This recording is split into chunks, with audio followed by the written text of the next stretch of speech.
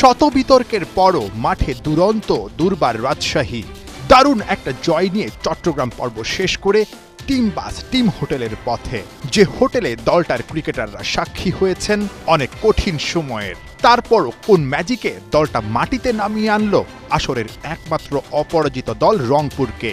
একটু অপেক্ষা করুন সেই অসাধারণ গল্প শোনার জন্যে। আপাতত রাজশাহী মালিকের জন্য মাঠে পেতে রাখা ওই সোফায় চোখ রাখুন। কুল কিনারা করতে পারছেন কি কোনো রহস্য? বড় প্রশ্ন।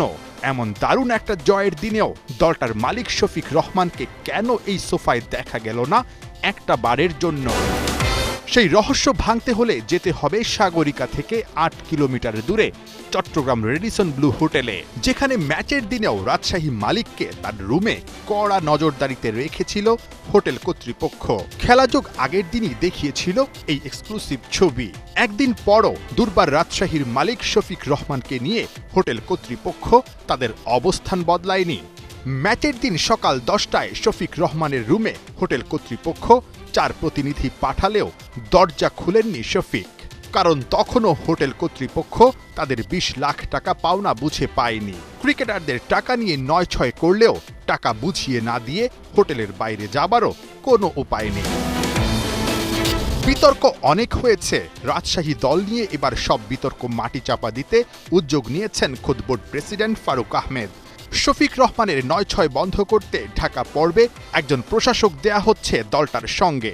সেই ইস্যুতে আলোচনাও হবে শনিবার বিসিবির জরুরি বোর্ড মিটিংয়ে। শুরুর গল্পে আবারও ফেরা যাক। দুর্বার রাজশাহী ধুরন্ধর মালিকের ছায়ায় থেকেও হুট করে কিভাবে বদলে গেল। রংপুরের বিপক্ষে ম্যাচের আগের দিন বোর্ড প্রেসিডেন্ট ফারুক আহমেদের একটা ফোন কলই বিজয় তাসকিন রাব্বিদের জন্য হয়ে গেছে বড় টনিক।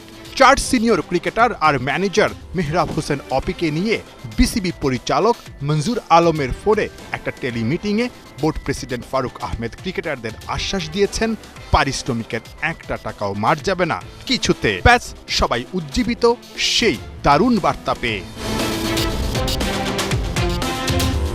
নাহিয়ান বিন জসিম, ৭১।